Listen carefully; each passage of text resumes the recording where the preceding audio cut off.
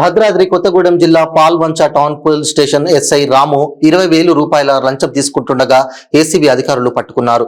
ఓ కేసు విషయంలో high court advocate Lakshma Reddy వద్ద లంచం తీసుకుంటుండగా Khammam ACB DSP Y Ramesh red handed గా పట్టుకున్నారు.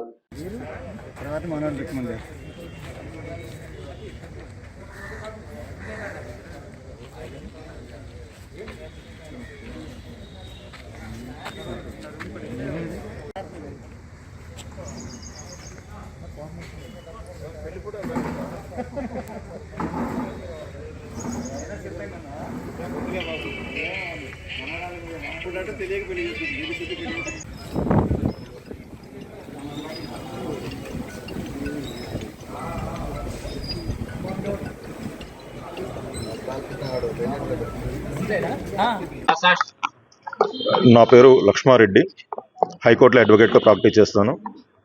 అప్పుడప్పుడు కొన్ని కేసులో కొత్తగూడెం కోర్టులో కూడా చేస్తూ ఉంటాను. మా క్లయింట్ అయిన సీరపు శ్రావణికి కొత్తగూడెం చెందిన బాలసాని గణేష్ గౌడ్ అనేటువంటి వ్యక్తి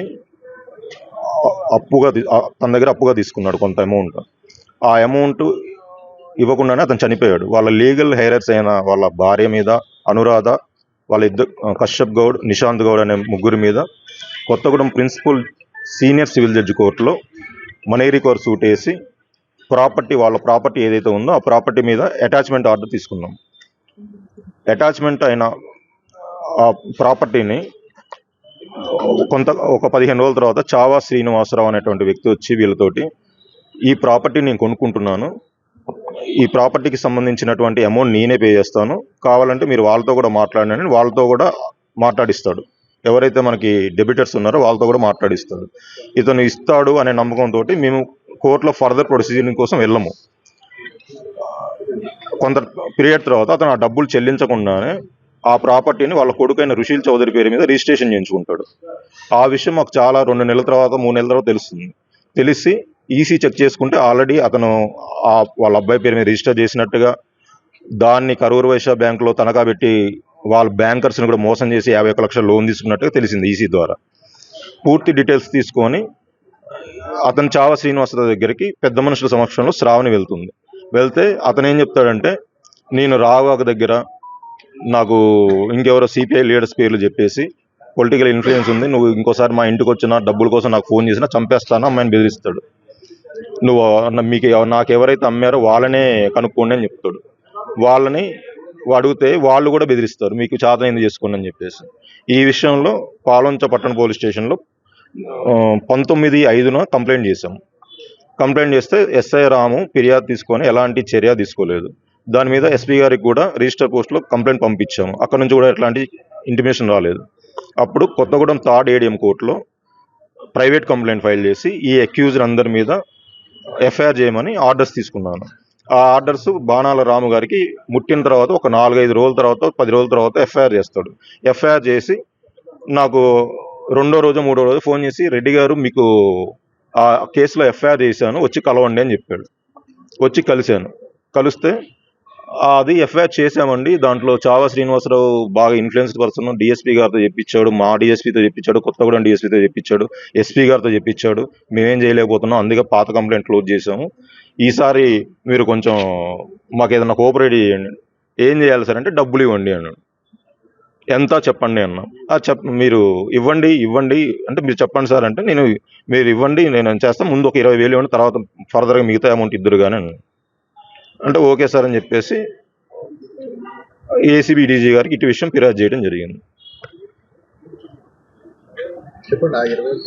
ఆ 20,000 తీసుకొచ్చేసి ఈరోజు వారికి ఎస్ఐ గారికి ఇవ్వగా ఏసీబీ మన డిఎస్పీ గారు వచ్చి డ్రాప్ చేయడం జరిగింది. ఇంట్లో ఇచ్చాను.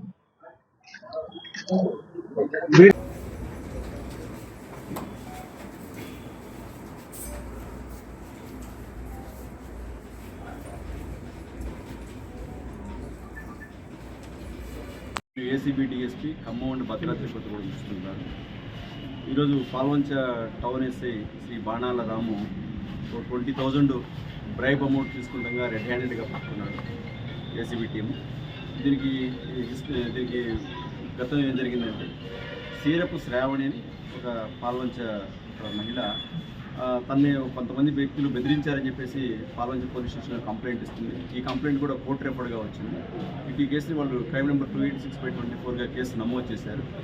నమోదు చేసిన తర్వాత అటు కేసులో ఫర్దర్ ఇన్వెస్టిగేషన్ చేసి అక్యూజ్ని అరెస్ట్ చేసి ఛార్జ్షీట్ ఫైల్ చేయడానికి గాను ఎస్ఐ గారు కంప్లైంట్ని భయపడడం జరిగింది.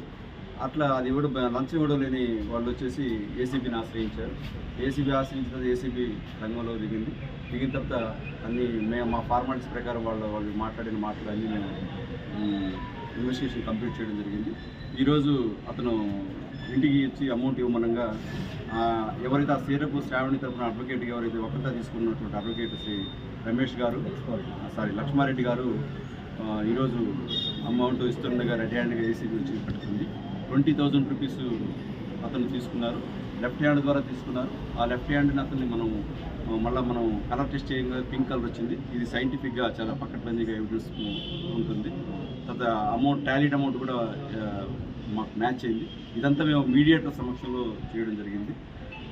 ఇంకొక చిన్న రిక్వెస్ట్ అందరికి కూడా మీ మీడియా ద్వారా, ఏ అధికారి ప్రభుత్వ అధికారి ఎవరైనా వాళ్ళు చట్టబద్ధంగా చేయాల్సిన పనికి కానీ ఎవరైనా మిమ్మల్ని లంచమడితే మీరు ఖచ్చితంగా ఏసీబీని ఆశ్రయించవచ్చు. మా టోల్ ఫ్రీ నెంబర్ 1064. మేము రౌండ్ ద క్లాక్ 24/7 మీకు అందుబాటులో ఉంటాం. మీకు ఏ పని ఉన్నా చట్టబద్ధంగా మీకు ఏ అధికారి చేయాల్సి ఉంటే ఖచ్చితంగా మీ వైపు మేము కూడా ఉంటాం. అట్లా మీరు ఒక పని మీరు లంచం ఇచ్చి తీసుకోవాల్సిన అవసరం ఏమాత్రం లేదు. అదొకటి మీరు మా టోల్ ఫ్రీ నెంబర్ మళ్ళీ మీకు రిపీట్ చేస్తాను 1064.